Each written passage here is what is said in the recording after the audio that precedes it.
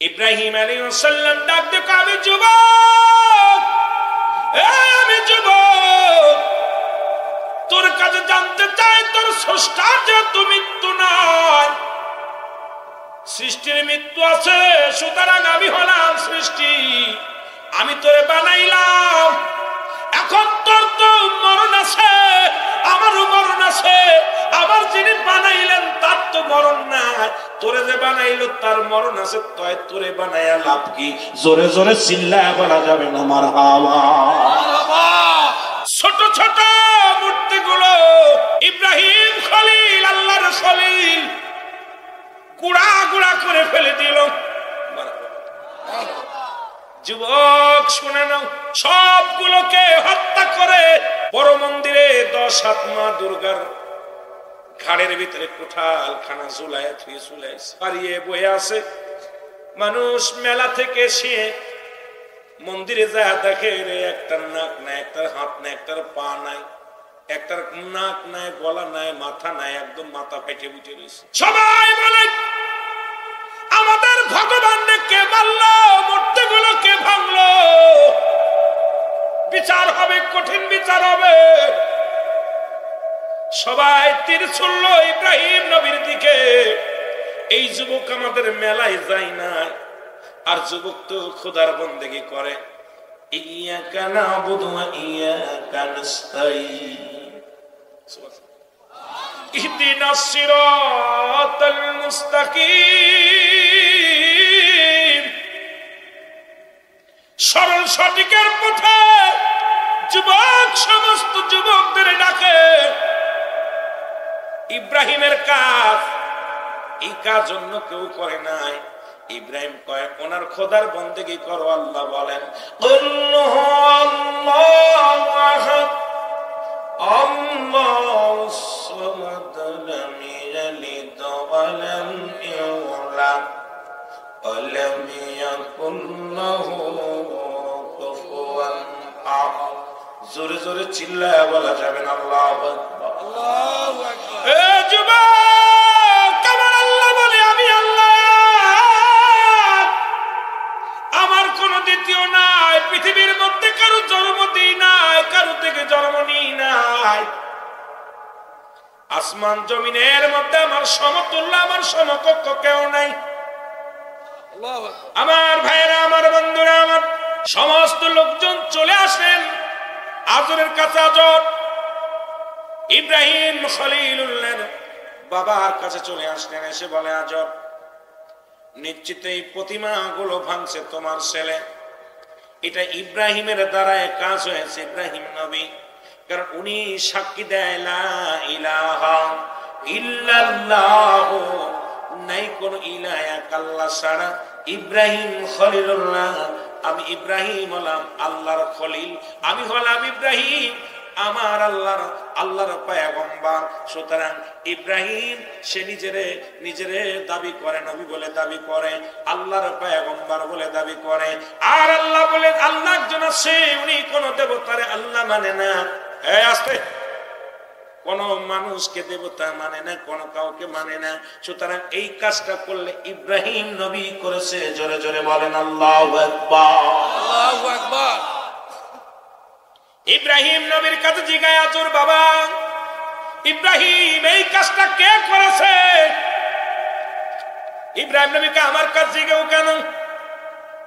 যারে পূজা করো, যারে মন্দিরে যাইয়ে, যারে তোমরা এত ভালোবাসো, যার পক্ষে কান্দো, যারে খুদা বানাইয়া নিজ হাতে বানাইয়া নিজেই পূজা করো, তার কাছে যে জিগাও। আজর কয় বাবা ইব্রাহিম রে কথা কইতে পারে না, আমাদের মন্দিরে কথা কইতে পারে না দেবতা গুলো, আর মানুষের বুঝতে বাকি না। ইব্রাহিম আলাইহিস সালাম এই কাজটা করেছে। নমরুদের কাছে নালিশ গেল, নমরুদের কাছে চলে গেল খবর। নমরুদ ক্ষিপ্ত হইয়া ডাকলেন ইব্রাহিমকে, ডাকলেন ইব্রাহিম সত্য করে বলো এই কাজটা কে করেছে? বলে বাদশা নমরুদ, আপনি দেশের প্রেসিডেন্ট, আপনার কাছে মিথ্যা বলবো না। এই কাজটা নিশ্চিত দেবতায় করেছে, বড় দেবতা মা দুর্গা, ওই 10 হাত আলা যে দেবতা, ওই তরির কাম। কারণ ওইটি মারামারি সবগুলো, এটার নাক ভাঙছে, ওটার হাত ভাঙছে, ওটার ডেনা ভাঙছে, ওটার গাল ভাঙছে। এই কাজটা বড় প্রতিমা করছে, দেখেন ওর হাতে কোটাল আছে, ওইটি এই কাজটা করছে নিশ্চিত করে। জিগান জোরে জোরে চিল্লায় বলেন আল্লাহু আকবার। আল্লাহু আকবার। নমরুদ ক্ষিপ্ত হয়ে গেলেন। নমরুদ ক্ষিপ্ত হয়ে বলে, ইব্রাহিম তামাশা করো আমার সঙ্গে, দেবতা কি কথা বলতে পারে? ইব্রাহিম নবী বলে, যদি কথাই না বলতে পারে তার পূজা করে লাভ কি? তাহলে পড়ে না লা ইলাহা ইল্লাল্লাহ ইব্রাহিম খলিলুল্লাহ। সুবহানাল্লাহ সুবহানাল্লাহ, আরো জোরে সুবহানাল্লাহ। সবার আর বুঝতে বাকি রইল না ইব্রাহিমই কাজটা করেছে। সবাইকে ডাক দিলেন, প্রহরীরা আসলেন, ইব্রাহিমের বিচার হবে। কেউ বলে ইব্রাহিমকে আগুনে পুড়ায় মারতে হবে, কেউ বলে ইব্রাহিমের শুলে চড়াইতে হবে, কেউ বলে ইব্রাহিমকে এমন একটা শাস্তি দিবে মানুষজন দেখে শিক্ষা নিয়ে নেয়, কেউ বলে ইব্রাহিমকে যন্ত্রণা দেয় শাস্তি দেওয়া লাগবে, কেউ বলে ইব্রাহিমকে কতল করা লাগবে, কেউ বলে ইব্রাহিমের যাবজ্জীবন জেল দেওয়া লাগবে। সবার মাস্টার ইবলিস একটা মুরব্বী সেজে চলে আসলেন, একদম দরবেশ সেজে এসে বলে, বাদশা নমরুদ, আমি একটা বুড়া মানুষ, আপনার কাছে একটা কথা বলি। বলে, কি কথা? আপনারা সবাই গবেষণা করেছেন, সবাই চিন্তা করেছেন ইব্রাহিম নবীকে কিভাবে মারা যায়।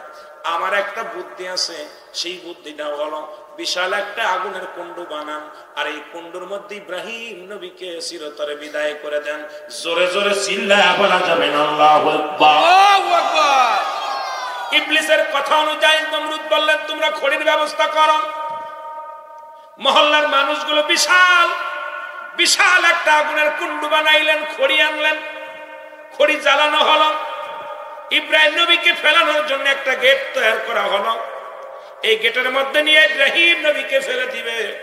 এটা চিন্তা করিয়া যখন এই গেটের মধ্যে আগুনের এত শিকা উঠলো, এত বড় লালিসা লেলাসা, আগুনের এমন পাওয়ার, এই আগুনের কাছে কেউ যেতে পারে না। ইব্রাহিম নবীকে ফেলানো তো দূরের কথা, আগুনের আশপাশে যারা যায় আগুনের তাপে ভিতরে সামনে আর আগাইতে পারেন, ইব্রাহিম নবীকে কেমনে ফেলাইবে? মাস্টার ইবলিস চিন্তা করলে এটা বিরাট একটা উপায়, এখন কি করা যায়। উনি আবার সেই দরবেশের সুরত ধরে চলে আসলেন। নমরুদকে কয়, বাদশা নমরুদ, আমি একটা পরামর্শ দিই, ইব্রাহিমকে ফেলানোর জন্য একটা চরক কল বানান, এই চরক কলে বান্ধিয়া ইব্রাহিমকে ফেলে দেন।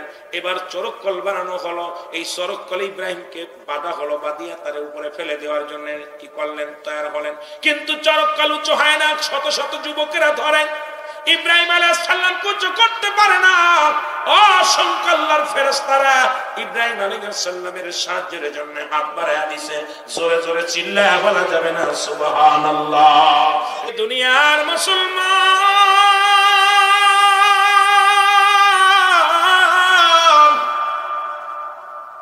আমি যে কথা বলতেছিলাম গো, ইব্রাহিম নবীর চরক কল উঁচু হয় না, কেউ উঁচু করতে পারে না। মাস্টার ইবলিস এসে বলে, হুজুর নমরুদ শোনো, ইব্রাহিম নবীর চরক কলটা যদি উঠাইতে হয়, এই মহল্লার সুন্দরী 40টা মহিলা লাগবে। কয়টা? 40টা নারী, 40টা নর নারী লাগবে, 40টা যুবক লাগবে, 40টা যুবতী লাগবে। ইব্রাহিম নবীর চরক কলের চারিপাশে ল্যাংটা হতে হবে, উলঙ্গ হতে হবে। উলঙ্গ জিনা ব্যভিচার করলে ইব্রাহিম নবীর চরক কলটা উঠে যাবে। জোরে জোরে চিল্লায় বলেন নাউজুবিল্লাহ, নাউজুবিল্লাহ। আজকে বাংলার জমিনে রহমত উঠে গেছে। বাংলার অধিকাংশ ঘরের মধ্যে জিনা। ঢাকা শহরে বড় বড় বিল্ডিং এর মধ্যে শুধু জিনা জিনা।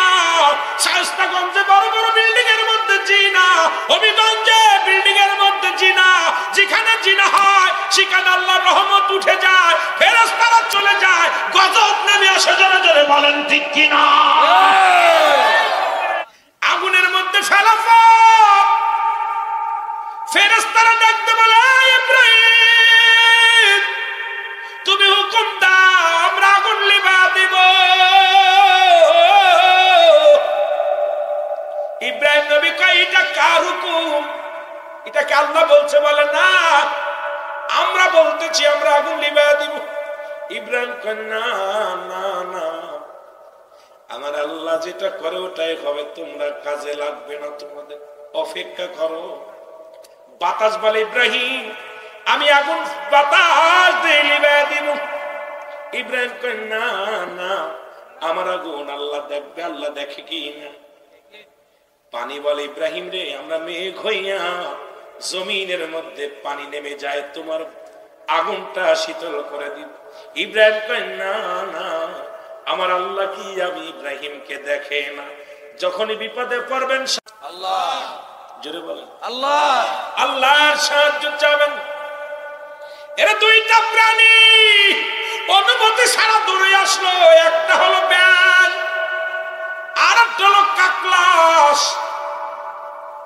ব্যাঙ এসে বলে আল্লাহ তোমার নবী ইব্রাহিমের আগুন আমি লিভা দিব।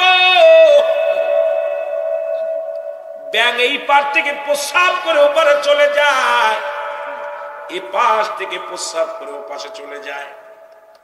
দেখবেন বাড়ির মধ্যে কোনে ব্যাঙ আছে গা পোড়া, ঘরের মধ্যে অনেক ব্যাঙ দেখছে না, গায়ের মধ্যে ঠুসকা পড়া বসন্ত রোগের মতো, দেখছেন নি?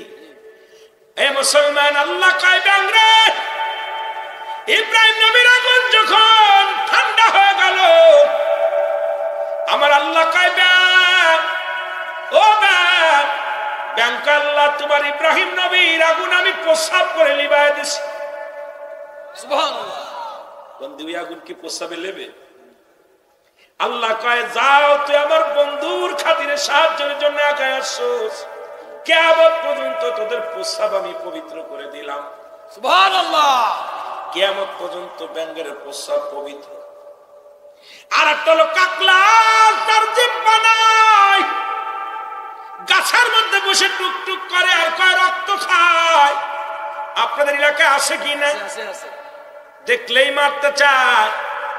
কাকলাস কল্লা তোমার বন্ধুর ওই আগুন আমি ফুদে লিভাইয়া দিছি। সুবহানাল্লাহ। এই জন্য আমার জিহ্বাটা পুড়ে গেছে। আল্লাহ কয় কাকলাস কিয়ামত পর্যন্ত তোর খাবারের চিন্তা করা লাগবে না, ওই গাছের মধ্যে বইয়া শুধু শ্বাস নিবি, তোর পেট ভরে যাবে। জোরে জোরে চিল্লা বলা যাবে না মারহাবা। আমার ভাইরা, আমার বন্ধুরা, আমার দলের কান্না লাগা শুনে নাও। ইব্রাহিম নবী ওর মধ্যে রইলেন। এরে ইব্রাহিম, নমরুদ উচ্চ জায়গা উঠে থাকে, ইব্রাহিম ভিতরে চেয়ারের মধ্যে বসে আছে। জান্নাতি খাবার গুলো, জান্নাতি নিয়ামত গুলো, ইব্রাহিম নবীর পাশে অসংখ্য ফেরেশতারা বসে আছে। নমরুদ তো ক্ষিপ্ত হয়ে গেলেন। এবার নমরুদ দূর থেকে তার সৈন্যদের বললেন তোমরা পাথর নিক্ষেপ করো, আগুনের মধ্যে পাথর মারো, কারণ তো মরে নাই। দেখো জান্নাতি ফল, জান্নাতি নিয়ামত, আগুনের মধ্যে জান্নাতি বাগান বানায় নিছে, ফুলের বাগিচা। জোরে জোরে পাথর গুলো মারলেন। এই পাথর গুলো আল্লাহ সাত করে দিলেন, যেমনি ভাবে আপনারা সাত করেছেন। সব পাথর গুলো ইব্রাহিম নবীর মাথার উপরে সাত হয়ে গেলেন। ইব্রাহিম নবীর এই দৃশ্য যখন শুনতে পাইলেন, নমরুদের বড় মেয়ে, নমরুদের বড় মেয়ে উপরে উঠে দেখে রে, ওই আগুনের মধ্যে ফুলের বাগিচা, অসংখ্য ফুল, অসংখ্য নিয়ামত। মেয়ে ডাকতে বলে আব্বা, যেহেতু আপনি আগুনে পুড়াইলেন, আগুনে তার গায়ের পশম পড়ে না, সেহেতু আপনি ইব্রাহিমের কথা মেনে নেন, কালেমা পড়ে মুসলমান হয়ে যান, ইব্রাহিমের দলে চলে যান। নমরুদের মেয়ে বলে আব্বা জান, যেহেতু আপনি তারে পুড়াইতে পারেন না, তার খোদার শক্তি বেশি, আপনার শক্তি কম, তার খোদার শক্তি বেশি, আপনার শক্তি নাই, আপনি পড়ে নেন লা ইলাহা ইল্লাল্লাহু ইব্রাহিম খলিলুল্লাহ। জোরে জোরে চিল্লা বলা যাবে না মারহাবা। ইব্রাহিম আলাইহিস সালাম চলে গেলেন। এ মুসলমান শুনে নাও, কোথায় চলে গেলেন? মিশর দেশে চলে গেলেন। মিশরে যাইয়া ইব্রাহিম আলাইহিস সালাম ওখানে একজনের কাছে চলে গেলেন, কর্মচারী হয়ে গেলেন একজনের মুসলমান। মিশরের যিনি প্রেসিডেন্ট, যিনি বাদশাহ, উনার দায়িত্বে চলে গেলেন ইব্রাহিম আলাইহিস সালাম। উনার বাড়ি কর্মচারী। মিশরের রানীরা, ও মুসলমান শুনে নাও, ওখানে পথের মধ্যে ইব্রাহিম আলাইহিস সালাম পথে পথে খায়, পথে পথেই ঘুমায়। ওই রাজার দরবারে আশেপাশে ঘোরাঘুরি করে আর কষ্ট করে, অনেক কষ্ট করে। হঠাৎ একদিন দেখে যুবকেরা মিশরের বাজারের দিকে যায়। এ যুবকেরা, তোমরা কই যাও? এই দেশের প্রেসিডেন্ট, তার কন্যার বিয়ে হবে, জামাই পছন্দ করবে, আমরা বাজারে যাই। উজিরের মেয়ে, উজিরের ছেলে, মন্ত্রীর ছেলে, কারণ প্রধানমন্ত্রীর মেয়ে বিয়ে বসবে। যদি জামাই পছন্দ করা হবে, আজকের বাজারে যার গলায় সাইরা মালা দিবে সে তার স্ত্রী স্বামী হয়ে যাবে। জোরে জোরে চিল্লায়া বলা যাবে না মারহাবা। সবাই বলে, হাজিরা রে, তুমি এত লক্ষ লক্ষ যুবক, মন্ত্রীর ছেলে, এমপির ছেলে, কত মন্ত্রী, বাড়িওয়ালার গাড়িওয়ালার ছেলেরা ঘোরাঘুরি করে, কারোর গলায় তুমি মালা দিলা না। অবশেষে এক পাগলের গলায় মালা দিল। হাজরা কয়, বান্ধবীরা রে, তোরা চিনবি না আমি কার পাগল, আমি কার পাগল, আমি আমার মৌলার পাগল, আমি যার গলায় মালা দিছি রে, এরা তার খাতিরে আমি দুনিয়া কেরা দুইটাই পেয়ে যাব। এরে আমি আজের আকাশকে সাধারণ কোন মানুষের গলায় মালা দিই না।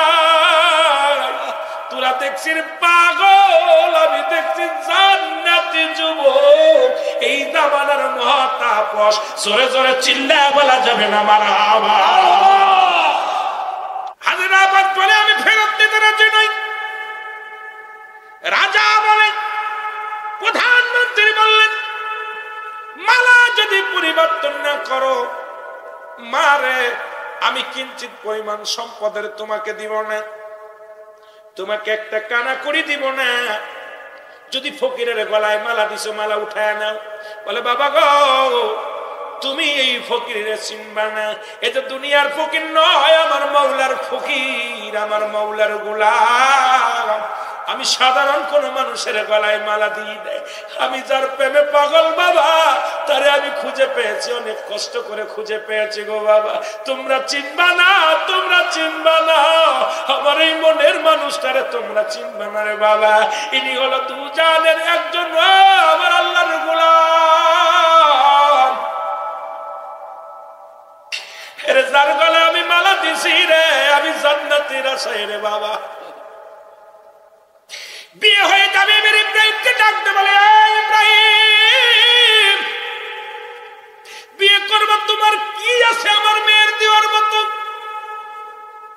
বলে, আমার কিচ্ছু নাই, আমার বাড়ি নাই, আমার ঘর নেই, আমার কিচ্ছু বলতে কিচ্ছু নাই, আমার আছে ঈমান। জোরে জোরে চিল্লায় বলেন মারহাবা। বিয়ে করে কি খাওয়াইবে আল্লাহ জানে, কি পড়াবে আল্লাহ জানে।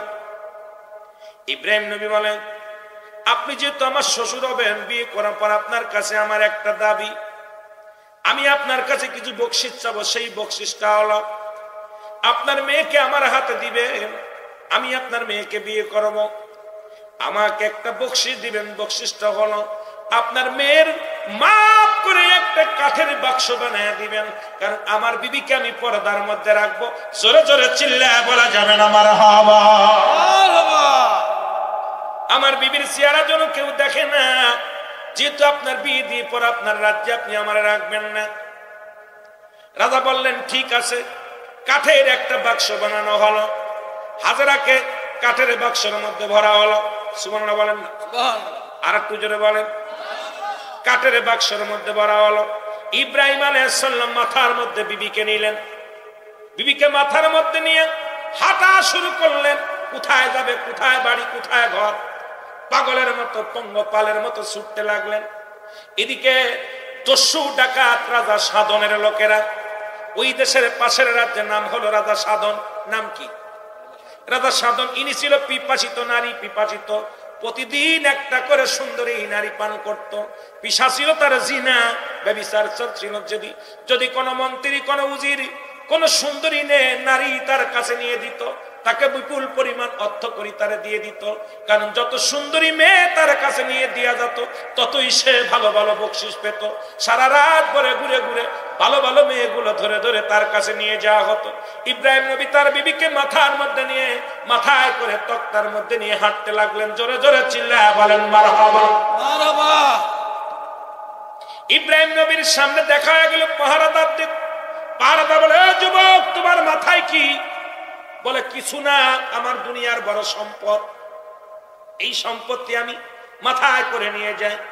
লোকজন বলে, নিশ্চিত তুমি রাজ্য থেকে কিছু চুরি করে নিয়ে যাও বাক্সের মধ্যে। এবার বাক্সটা নিলেন, ইব্রাহিম আলাইহিস সালামকে ধরে বাক্সটা খুললেন।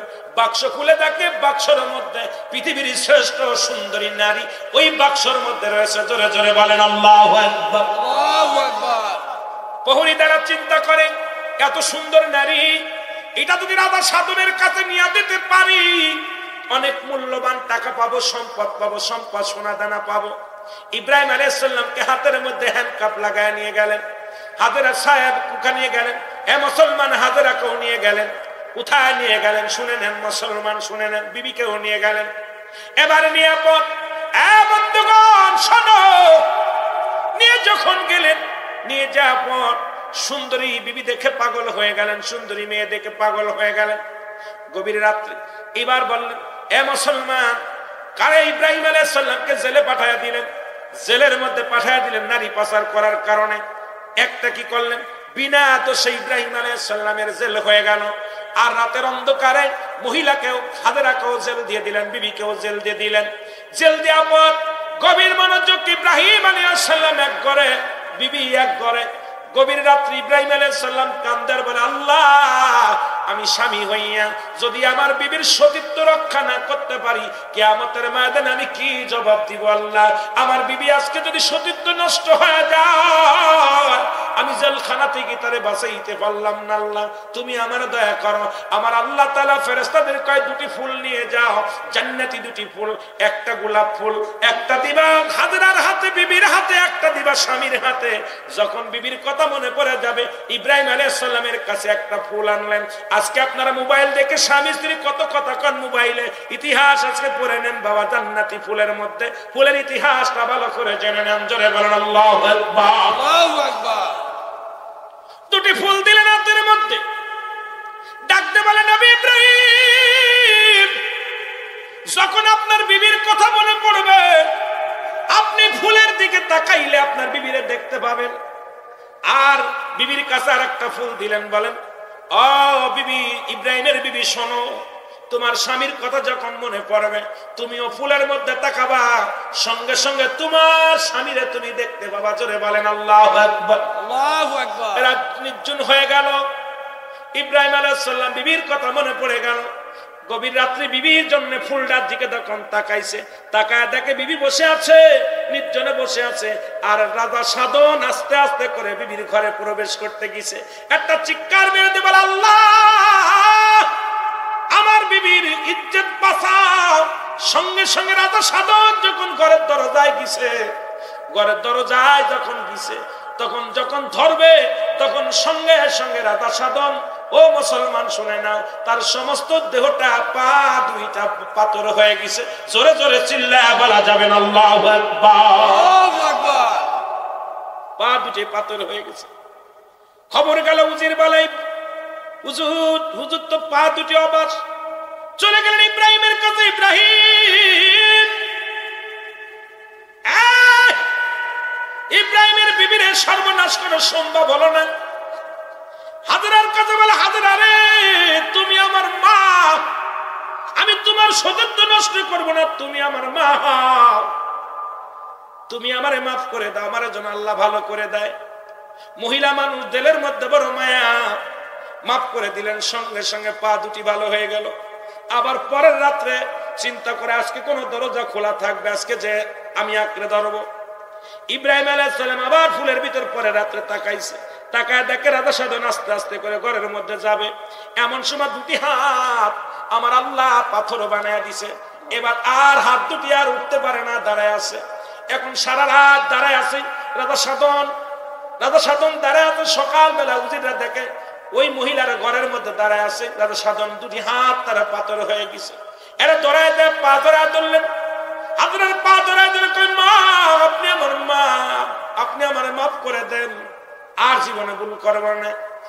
মা কি করলেন, ইব্রাহিম নবীর বিবি মাফ করে দিলেন। সঙ্গে সঙ্গে হাত দুটি পাথর থেকে ভালো হয়ে গেল। চিন্তা করে পরের দিন রাগান্বিত হয়ে গেছে, আজকে কোনো কথা নয়, একবারে যে চেপে ধরবো। এবার যখন ঘরের মধ্যে যাইয়া পরের দিন আবার যখন ঘরের মধ্যে প্রবেশ করেছে, ইব্রাহিম আলাইহিস সালাম আবার ফুলের দিকে তাকায় দেখে রাধা সাধন গুটি গুটি পায়ে বিবির সর্বনাশ করার জন্য যায়। ইব্রাহিম নবী একটা চিৎকার মেরে বলে আল্লাহ। সঙ্গে সঙ্গে পুরো রাধা সাধন পুরো দেহটাই বড় পাথর হয়ে গেছে। জোরে বলেন মারহাবা। ইব্রাহিম আলাইহিস সালামকে আমি রাজি। ইব্রাহিম আলাইহিস সালামকে পুরো রাজ্যটা দান করে দিলেন রাধা সাধন যখন মন্ত্রিত্ব দিয়ে দিলেন, ইব্রাহিম আলাইহিস সালাম হয়ে গেলেন ওই দেশের প্রেসিডেন্ট। জোরে জোরে চিল্লায়া বলা যাবে না মারহাবা। যুবক ছেলেকে ডাক দিয়ে বলেন, বাবা হযরত উমরের কদমের মধ্যে যেতে হবে আমার যুবক ভাইরা। হযরত উমর ফারুক রাদিয়াল্লাহু তাআলা নূর কদমের মধ্যে যেতে হবে। সন্তান বলে, বাবা আমি যাব, আমারে নিয়ে চলেন। কারণ আমি শুনেছি হযরত উমর ন্যায় পরায়ণ বাদশা, যার কাছে কোনো অন্যায় বিচার হয় না, যার কাছে গেলে কোনো মানুষ নিরাশ হয় না, যিনি যেটা সত্য সেটা ন্যায় বিচার করে, অন্যায় কোনো বিচার হযরত উমর মেনেও নেয় না, করেও নেয়। জোরে জোরে চিল্লায়া বলা যাবে না মারহাবা। হযরত উমরের কদমের মধ্যে বৃদ্ধ ডাক দিয়ে বলে, আমিনুল মুমিনিন, আপনার কদমের মধ্যে আমার ছেলের বিচারের জন্য আনছি। হযরত উমর ফারুক রাদিয়াল্লাহু তাআলা বিচার করবে, ধরে আনছে। বাবা কেমন বাবা গো, কেমন বাবা গো। আর আমরা ছেলে অন্যায় করলে দেখা যায় মিন্নির মতো বেয়াদব মার্কা গার্জিয়ান যারা আছে, বিন্নির বাবার মতো বেয়াদব মারা মুজাম্মেল মার্কা মানুষ যারা আছে, সন্তান হারামি কাজ করে, সন্তান লুচ্ছামি করে, সন্তান গাঁজা মদ খায়, আবার সেই সন্তানের জন্য আদালতে দাঁড়ায়। লজ্জা থাকার দরকার, কারণ ওই সন্তান কিন্তু বুকের মরে লাথি মেরে জাহান্নামে চলে যাবে। এই সন্তান আল্লাহর আদালতে মামলা দিবে, আল্লাহ আমার আব্বা কোনদিন নামাজের জন্য তাগিদ দেন নাই, রোজার জন্য তাগিদ দেন নাই, হারাম খেয়েছি কোনদিন কিছু বলে নাই, কোনদিন আমার আব্বা যান আমার শীতের দিনে আমি ঘুমায় থাকতাম, কোনদিন নামাজের জন্য ডাকেন নাই। সুতরাং এ আল্লাহর বান্দা শুনে নাও, কঠিন হাসরের ময়দানে ওই সন্তানগুলো বাবার বুকের মধ্যে লাথি মারবে। আমার আল্লাহ বলবে, বান্দারে ও ফেরেশতা, আমি সহ্য করতে পারি নাই যে সন্তান বাবার মুখে পা লাগাইছে। ওই বাবা সন্তান সহ দুজনকেই তুমি জাহান্নামে নিক্ষেপ করো, কারণ জাহান্নামী সন্তানের কারণে আপনি জাহান্নামে যাবেন।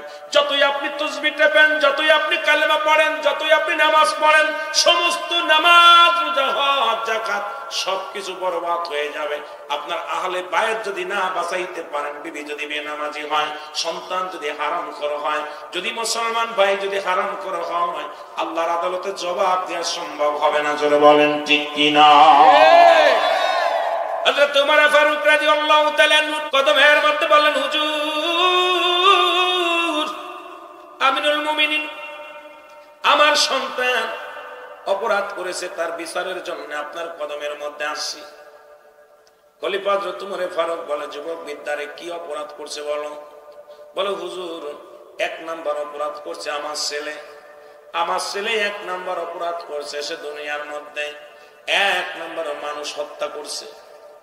মানুষ হত্যা করা মহাপাপ, কোন জীবকে মারা যাবে না, কারণ জীবকে মারা যাবে না, তার ভিতরে 5 শ্রেণী জীব, 5 শ্রেণী পশু পাখি, আমার আল্লাহ দরবারে দোয়া করলে পৃথিবীর মধ্যে কবুল হয়ে যায়, আমার আল্লাহ তাআলা কবুল করে নেন। আবার এই 5 শ্রেণী প্রাণীগুলো যদি আপনার জন্য বড় দোয়া করে সঙ্গে সঙ্গে আপনার লেগে যায়। আর এই 5 শ্রেণী পশুর বড় দোয়া যারা পেয়েছে, সংসারের মধ্যে অশান্তি লেগে গেছে, ভাই ভাই মিল নাই, সংসারের মধ্যে মিল নাই, স্বামী স্ত্রী মিল নাই, অভাব, চাকরি বাকরি নাই, ব্যবসায় উন্নতি নাই, এই 5 শ্রেণী প্রাণীর গুলো নবীজি বলছে, আমার নবীজি বলে গেছেন, শুনে নেন। বিধান হলো ইসলামের বিধান শোনেন, নবী সুলাইমান আলাইহিস সালামের বিধান শোনেন। এই 5 শ্রেণী 5 প্রকার পশুর পর দোয়া নেওয়া যাবে না। 5 শ্রেণী পশুর বিনা কারণে তাদের হত্যা করা যাবে না, তাদের কষ্ট দেওয়া যাবে না। একটু জোরে জোরে চিল্লায়া বলা যাবে না আল্লাহু আকবার, আল্লাহু আকবার। এ মুসলমান, এই 5 শ্রেণী পশুর মধ্যে 1 নাম্বার হলো কবুতর। আল্লাহু আকবার। কবুতর চেনেন? এই কবুতর গুলো তাদের কষ্ট দেওয়া যাবে না। কবুতর একটা আল্লাহ রাসূলের প্রিয় পশু, এর মধ্যে পাখি, এর মধ্যে আল্লাহ পাকেরও একটা প্রিয় পাখি বানাইছে মানব জাতির জন্য। এই কবুতর গুলো আমার নবীর সাহায্য করার পর তাদের মর্যাদা বেড়ে গেলেন। এই যে মুসলমান মক্কা থেকে মদিনায় যখন হিজরত করলেন রহমতের নবী, সঙ্গে হলো আবু বকর সিদ্দিক রাদিয়াল্লাহু তাআলা আনহু। যখন যাইতে যাইতে শত্রু পিছনে লাগলেন, একটা গুহার মধ্যে আশ্রয় নিলেন। এরপরে গুহার উপরে মাকড়সায় বাসা বানাইলেন, জাল বানাইলেন, কবুতরে বাসা বানাইয়া ডিম পারিয়া তা দিতে লাগলেন। এমন সময় শত্রু পক্ষ যখন দেখলেন এই গুহার মধ্যে কোনো মানুষ প্রবেশ করতে পারে না, কারণ যদি গুহার মধ্যে কোনো মানুষ প্রবেশ করত তাহলে নিশ্চিত এই জালগুলো ছিঁড়ে যেত, কবুতর বসে থাকতে পারতো না, ডিম ভেঙে যেত। সুতরাং এই গুহার মধ্যে কোনো মানুষ যেতে পারে না। ও আমার ভাইয়েরা, আমার বন্ধুরা, আমার গুহা থেকে যখন শত্রুপক্ষ চলে গেলেন, নবীজি বাইর হয়ে গেলেন, আমার আল্লাহ ডাক দে বলে, কবুতর রে, আজকে আমার হাবিবকে তুমি রক্ষা করার জন্য, সহযোগিতা করার জন্য তুমি অগ্রসর হয়েছো রে কবুতর। কবুতর, তুমি একটা কাজ করো, সেই কাজটা কি শুনে নাও, কারণ আমার বন্ধুরা আমি ঋণী বানাইব না, তুমি কি চাও বলো। কবুতর বলে, আল্লাহ তোমার বন্ধুরা আমি সাহায্য করেছি, এটা আমার জীবনের বড় পা, সুতরাং আর কিছু চাই না রে আমার আল্লাহ, আমার আল্লাহ, আমারে তুমি ঋণী বানাইও না। আমার বন্ধু, আপনার বন্ধু, আমার নবী রাহমাতুল লিল আলামিন, কুল কায়নাতের নবী রাহমাতুল লিল আলামিনের উপকারে আসতে পেরে আমার জীবন ধন্য। আমার আল্লাহ বলে, কবুতর রে শুনে নাও, আমার বন্ধুরে কারুর কাছে ঋণী রাখবো না। কিয়ামত পর্যন্ত তোমার বাসা পৃথিবীর মধ্যে তোমার নিজে বানানো লাগবে না, তোমার বাসাটা মানুষ বানাবে, তুমি শুধু আরাম করবা। কিয়ামত পর্যন্ত কবুতরের বাসা শুধু মানুষে বানায়, কেউ বানায় বাঁশ দিয়া, কেউ বানায় কাঠ দিয়া, কেউ বানায় লোহা দিয়া, কেউ বানায় টিন দিয়া, কেউ যদি না পারে ঘরের পাশে একটা ঝুড়ি পেতে দেয়, জ্যাকেট ঝাঁকা পেতে দেয়। ও মুসলমান শুনে নেন, কিয়ামত পর্যন্ত কবুতর তার নিজের বাসা নিজে বানায় না, এই বাসা বানানোর দায়িত্ব মানব জাতিরে দিয়ে দিয়েছে আমার আল্লাহ। কারণ আমার হাবিবের সম্মানের খাতিরে জোরে জোরে চিল্লায়া বলা যাবে না মারহাবা।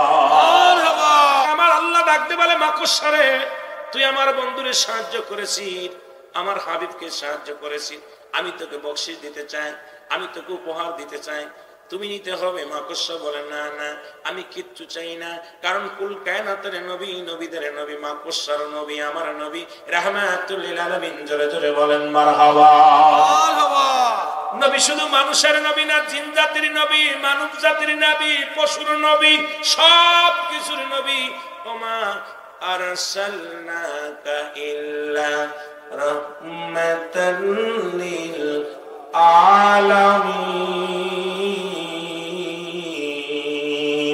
আল্লাহ হলো গোটা মাখলুকাতের রব, আর আমার নবী হলো গোটা মাখলুকাতের রহমত। এ দুনিয়ার মুসলমান,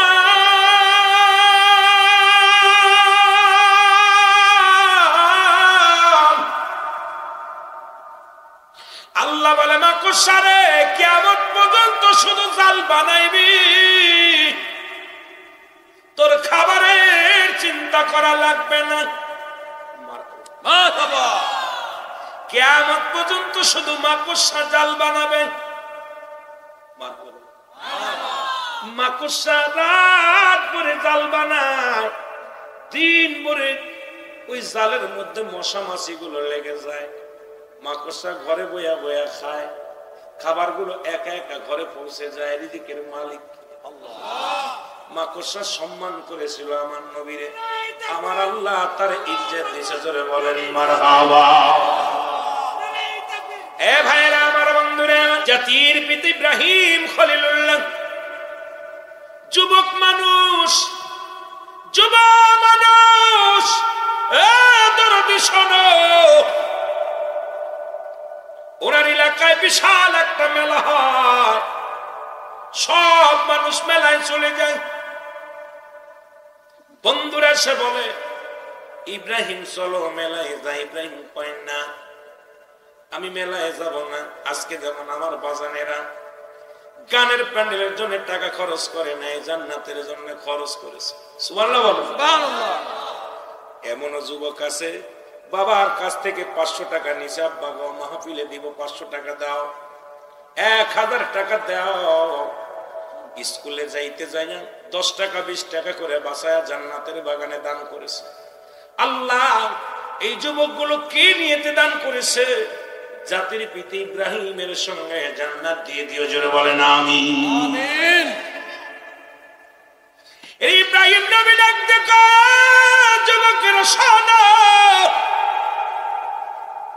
তোমরা মেলায় যেতে পারো, আমি ইব্রাহিম নয়, আমি ইব্রাহিম আমার খোদার গোলাম, আমি আমার আল্লাহর গোলাম। সবাই চলে গেলেন মেলায়। যুবকরা তো সমাজ বদলাইতে পারে, জাতি বদলাইতে পারে, কথাটা বলতে যায় বলতেছিলাম। ইব্রাহিমের বাবা আজর ডাকতে বলে, বাবা ইব্রাহিম চলো বাজারে, আমরা মেলায় যাই, আমরা মেলায় যাই রে বাবা। ইব্রাহিম কা বাবা আমার শরীরটা ভালো না, মনটাও ভালো না, আপনি যান, আমি যাব না। সবাই যখন মেলায় চলে গেলেন, ইব্রাহিম খলিলুল্লাহ হাতের মধ্যে একখানা কুঠার নিয়ে চলে গেলেন মন্দিরে। আল্লাহু আকবার, আল্লাহু আকবার। যুবকরা যে পারে জাতিকে বদলাই দিতে রে, পারে না? আর চেয়ারম্যান মেম্বারের সাথে থাকে, তাহলে তোরা এলাকার মধ্যে একদম পরিবর্তন করে দিতে পারে, পারে কি পারে না? এই জন্য চেয়ারম্যান মেম্বার যারা আছে ওদের সহযোগিতা করবে বালা কাজে, তবে গান দিলে ওটার বিরুদ্ধে চলতে হবে। বলেন ঠিক ঠিক, গান বাজনা এগুলো দেওয়া যাবে না। ইব্রাহিম খলিলুল্লাহ খোলা কুঠার নিয়ে চলে গেলেন। কোথায়? মন্দিরে যাইয়া ডাক দে বলে, দেবতা